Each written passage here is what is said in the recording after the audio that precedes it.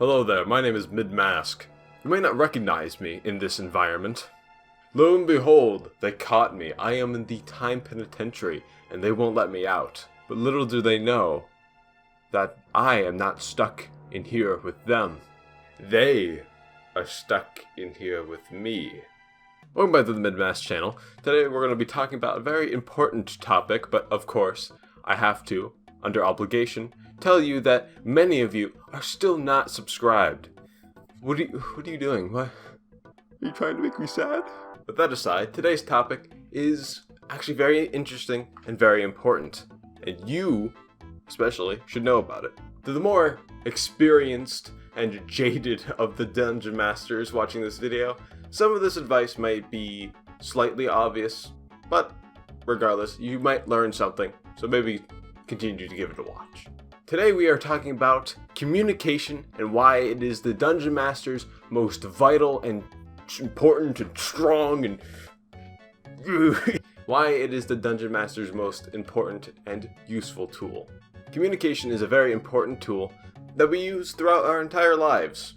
Every choice, every opinion that you need to voice, just about any situation you find yourself in of any importance will require you to communicate, and typically, you're going to want to communicate in a clear and concise manner. Playing Dungeons & Dragons is no different. As a dungeon master, your entire job is to communicate to the players. Communicate what's going on, what's going where, who is who, what is what. And as you can imagine, communication is a critical part of being a dungeon master.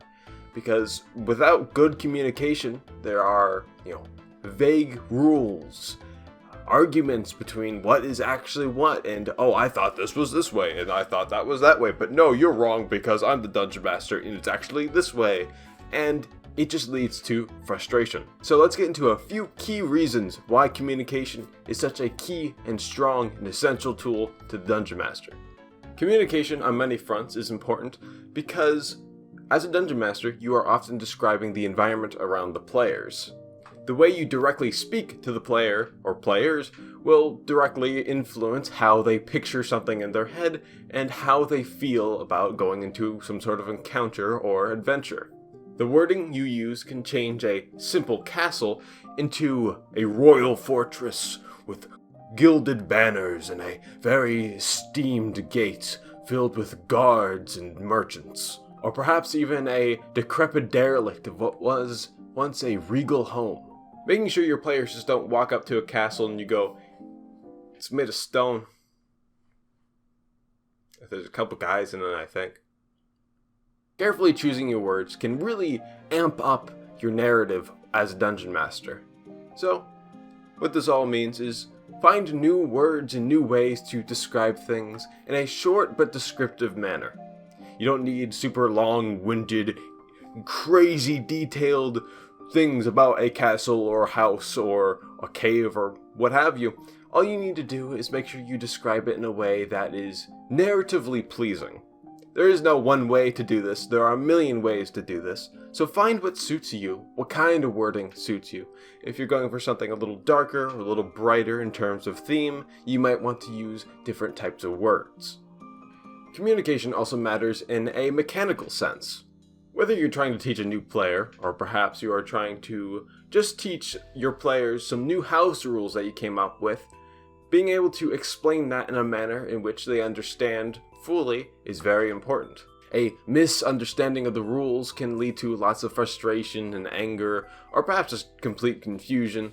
So making sure your players have all of it stored up in their head is critical if you wish to run any sort of long-term game. So ensuring your players have a full grasp upon rules, mechanics, and can still learn and have fun, that is a very important part of Dungeons & Dragons. So if you decide to add in some crazy wacky homebrew, where if your party walks into a cave and they turn on a torch, and did you know there's gas in the cave? Now you're going to explode because I didn't explain that there were now super realistic gas mechanics inside of my Dungeons & Dragons game. You'll probably want to avoid that kind of thing. And beyond just doing lots of talking as a dungeon master, which you will be doing a lot of talking, trust me. Knowing weirdly enough, when to stop talking is a genuinely very important skill. And it is even something I need to learn how to do because I talk far too much. When you, as a DM, are being a DM, it's very common for you to want to move things forward, keep it going, keep talking.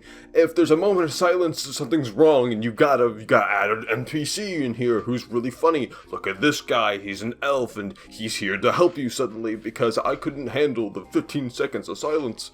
Letting your players just roleplay amongst each other and taking the back seat for once can yield a lot of interesting things.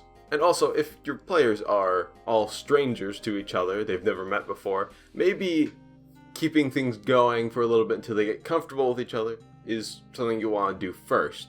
But the point here is if everyone is familiar with each other and comfortable with each other, leaving them to their own devices for just a little bit to see what they do in any given environment can be, like I said, an interesting experience. It can lead to a lot more of a natural experience for both you and your players. Say, instead of just being like, oh yeah, you walk into the tavern, there's a tavern keeper, and he just instantly starts talking to you. Letting them kind of almost narratively do all that themselves, to walk into the tavern, walk up to the guy cleaning the bar, and so on and so forth, can lead to a lot of interesting scenarios that you may have never even thought of. So learning when to speak, rather than just speaking all the time, is a very rare but powerful skill to learn as a dungeon master. Because after all, listening and waiting is actually a crucial part of communicating. Because if you're not listening and you're not waiting for the other side to reciprocate what you're doing, it's essentially just a one-sided conversation. And lastly, communication outside of sessions is just as important as communication within the sessions. Being able to describe or recall past events of who, what, when, where, why to players in order to maybe correct some confusions or misconceptions they have is a very important thing to do. Funny enough, there's a lot of things you can do outside the game to keep your players both interested and to clarify some things. But beyond that, there's also dealing with upset or perhaps even unruly players. Being able to deal with upset people or perhaps people who are causing trouble for your table is very much a learned skill. Being able to deal with these situations in a calm and concise manner can mean the difference between continuing your adventure with your party or a complete disband. I was lucky enough with my first campaign to keep it intact despite the original players mostly leaving. So remember, communication is your most important, strong, and amazing skill that you have.